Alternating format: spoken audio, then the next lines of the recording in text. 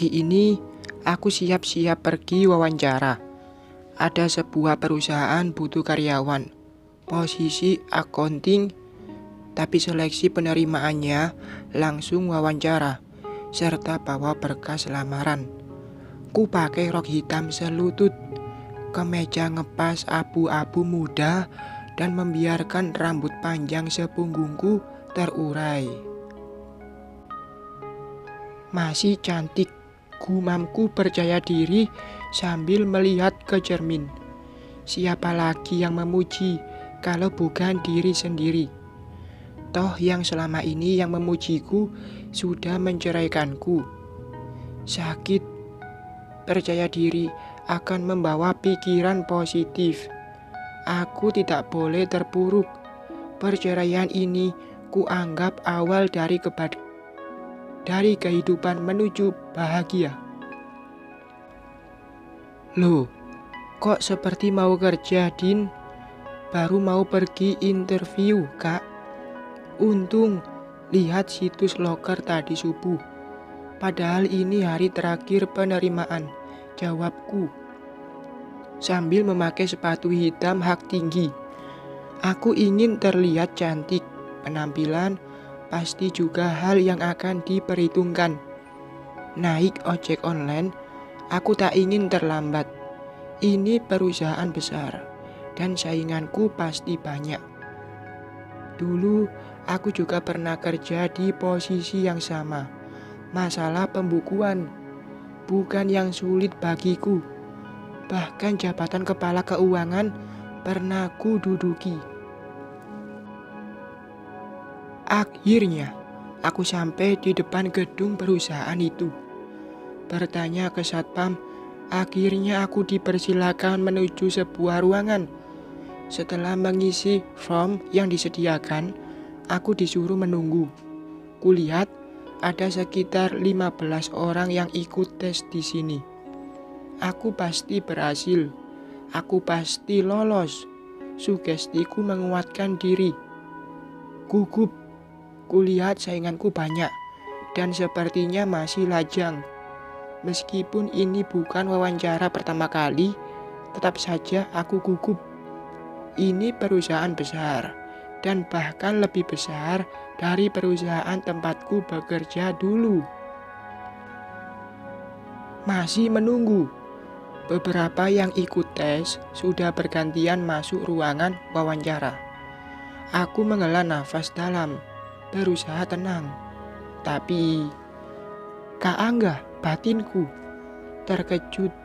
Kulihat mantan suamiku masuk menuju ruangan tes. Ku gunakan tas, lalu menutupi wajah.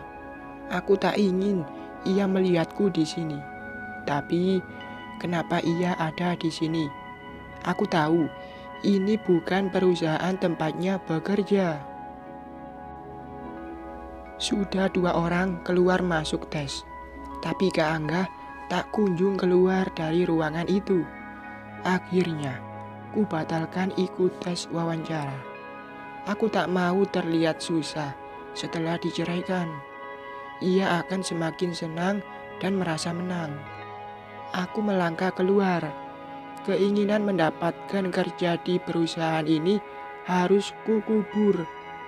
Jika yang mewawancara mantan suamiku, aku yakin ia akan menggunakan kesempatan ini merendahkan atau menekanku. Berdiri di pinggir jalan, aku tak tahu harus cari kerja di mana lagi. Zaman sekarang meskipun sudah berpengalaman, tetap saja sulit dapat kerja. Akhirnya aku putuskan ke perusahaan lama tempatku bekerja dulu. Dinda, apa kabar? Silvi menyambut kedatanganku. Ia bawahanku dulunya, yang kuangkat menggantikanku karena mengundurkan diri. Ia kerja di perusahaan ini juga karena aku. Kami bersahabat dari masa kuliah. Sil, ada lowongan enggak? Aku butuh nih, ucapku memelas. Ku letakkan berkas lamaran di mejanya. Dulu ini meja kerjaku. Waduh, jawab Sylvie. Dari raut wajahnya yang kuinginkan sepertinya tidak ada. Nasib? Kenapa nasibku begini? Enggak ada ya, tanyaku menopang dagu, lesu. Kok tiba-tiba ingin kerja lagi, Din? Aku butuh biaya hidup. Loh, Kak Angga emangnya enggak kerja? Kerja, jawabku. Terus, kami sudah cerai. What? Untung ruangan ini hanya ia sendiri. Kalau tidak, bisa malu aku didengar orang. 1 bulan udah cerai. Mata Sylvie membulat. Iya, kok bisa? Aku tahu, Sylvie pasti sangat penasaran. Ia juga saksi perjalanan cintaku dengan Kak Angga. Tolakan 3 kali, akhirnya lulu juga. Ku ceritakan kenapa aku bisa dicerai. Aku juga butuh teman curhat. Selama menikah, komunikasiku dengan Sylvie terputus. Aku sibuk dengan rumah tanggaku dan ia juga sibuk dengan karirnya. Keterlaluan ya, Kak Angga. Kok nggak dengar penjelasanmu dulu? Ih, kesel deh sama tuh Anggi. Dari dulu aku tahu ia iri sama kamu. Aku juga pernah ingatin mantan suamimu itu adiknya Anggi. Lah kamu dibutakan cinta. Udah tolong carikan aku kerja. Posisi apapun aku mau. Jangan bahas yang lalu. Sedih tahu, jawabku sewot.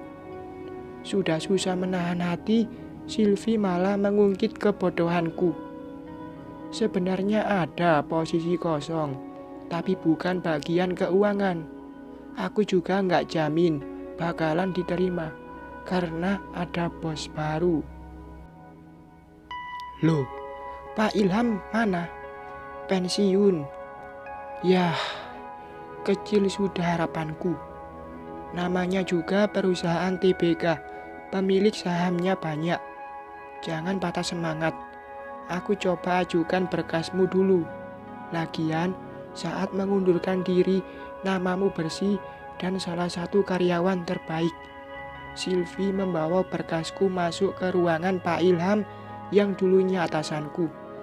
Kini ruangan itu sudah ada pemilik baru. Menunggu, aku tak boleh patah semangat. 7 menit berlalu. Sylvie keluar dari ruangan itu. Masuk, ucap Sylvie, menunjuk ke pintu. Apa? Masuk? Interview? Lah iyalah, atau mau bersihin toilet di dalam? Hehehe, canda, makasih ya. Setelah mengetok pintu, aku menekan handle pintu lalu masuk. Sampai di dalam, kulihat seorang pria duduk sambil menatap ponsel. Mataku tertegun. Ia mirip aktor Rio Dewanto. Kok aku merasa ikut acara jumpa artis? Permisi, Pak, ucapku menyapa. Duduk, jawabnya tanpa menatapku. Sok, itulah gambarannya. Mentang-mentang bos. 5 menit aku duduk. Ia tetap sibuk dengan ponselnya. Ternyata begini, rasanya butuh kerja. Kalau tidak butuh, gak bakalan mau aku dicuekin. Oke, namamu? Ia mengambil CV-ku lalu membacanya. Kok bicaranya tidak resmi? Sejenak, bukan seperti tes wawancara. Dinda, cuma itu namamu? Sambungnya melihatku. Iya, Pak, jawabku. Oh tidak, ia mirip sekali Rio Dewanto. Kenapa? Mau bilang aku mirip Rio Dewanto? Oh Tuhan, ia bisa membaca pikiranku. Tapi iya sih, mirip sekali. Hehehe, iya Pak, Bapak mirip Rio Dewanto. Jawabku jujur. Emang kenyataan kok. Ia sama sekali tidak senyum. Kupuji. Dingin dan kaku. Beda dengan Pak Ilham, humoris dan dekat dengan bawahan. Jadi, kamu pernah kerja di sini dulunya? Iya, Pak. Wow, pernah jadi karyawan teladan juga? Iya, Pak. Kenapa berhenti? Karena menikah, Pak. Terus, kenapa ingin kerja lagi? Butuh, Pak. Suaminya mengizinkan. Wawancaranya tidak berbobot. Kok bertanya masalah pribadi? Aku terdiam, berpikir mencari jawaban yang pas. Begini ya, aku butuh asisten 24 jam. Aku tak peduli apakah kamu sedang bersantai dengan suamimu. Tiba-tiba aku telepon, minta antarkan berkas. Oh, jadi itu maksudnya. Kenapa aku salah paham? Gara-gara cerai, hatiku mendadak sensitif. Saya bisa, Pak. Jawabku percaya diri. Ia menyipitkan mata, menatapku. Mungkin berpikir, mata sudah sipit, dibikin sipit lagi. Lucu. Kapan bisa kerja? Sekarang pun bisa, Pak. Jawabku cepat. Namanya juga berharap. Oke, tanda tangan surat kontrak. Minta ke Silvi. Besok hari pertamamu kerja. Jadi aku diterima, Pak. Iya, jawabnya mengangguk. Alhamdulillah, terima kasih, Pak. Aku mengulurkan tangan, ingin bersalaman. Ia menyambutnya sambil tersenyum. Nih, tanda tangan. Silvi menyodorkan surat kontrak kerja. Ku baca sejenak, lalu ku tanda tangani. Ternyata namanya Ridwan Pratama. Oh iya, Sil, kok cepat aku diterima? Tanyaku. Rasanya aneh. Setahuku butuh proses berhari-hari menerima karyawan baru. Pak Ridwan pemilik tunggal perusahaan ini. Ia membeli semua saham dan termasuk saham PT Abadi. Apa? PT Abadi? Aku sangat terkejut. PT Abadi adalah perusahaan Kak Angga bekerja. Jika yang dikatakan Silvi benar, aku akan giat bekerja seperti dulu. Karyawan teladan harus ku dapatkan. Akan kubuktikan ke mantan suamiku, aku bisa sukses setelah diceraikan. Mulai cerah, duniaku terasa bersinar karena mendapatkan pekerjaan. Posisi asisten Pak Ridwan akan kutunjukkan kalau aku karyawan teladan, biar Kak Angga tahu aku bisa maju setelah diceraikan. Din, ikut acara alumni kampus yuk. Hah, gak mau. Pasti si Anggi datang. Aku gak mau melihatnya, tolakku. Acara alumni tidak membuatku semangat. Aku butuh waktu untuk menata hati setelah diceraikan. Ayolah, lagian gak ada yang melarangmu kumpul sama teman.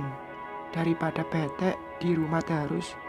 Silvi masih kuku agar aku ikut. Malas. Ada Kak Yuda juga loh, goda Silvi menaik turunkan alisnya. Masa iya? Mataku langsung membulat. Tuh kan kepo.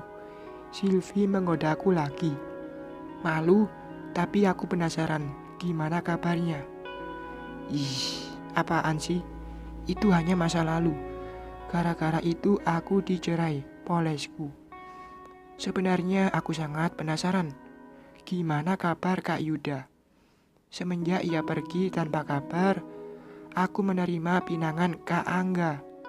Penantian 1,5 tahun. Aku tak mau menunggu lelaki yang pergi tanpa kabar, walaupun tak ada kata putus. Tuh kan melamun, aku tahu kamu masih ada hati sama Kak Yuda. Siapa bilang? Aku hanya terpuruk masalah perceraianku, polesku lagi. Sebenarnya Silvi benar. Aku masih ada rasa dengan mantanku itu, tapi hanya sedikit. Andaikan ia memberi kabar, mungkin aku akan tetap setia dulunya. Sudah, aku pulang dulu. Sampai jumpa besok. Sylvie, ngomong-ngomong, bos kita ganteng juga. Hehehe, sambungku sok centil. Namanya menyembunyikan kesedihan. Malu dong terlihat terpuruk.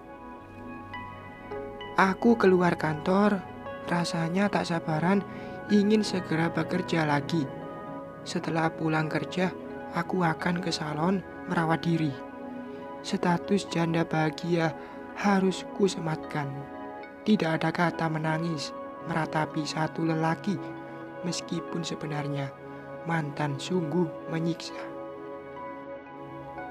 Bersambung.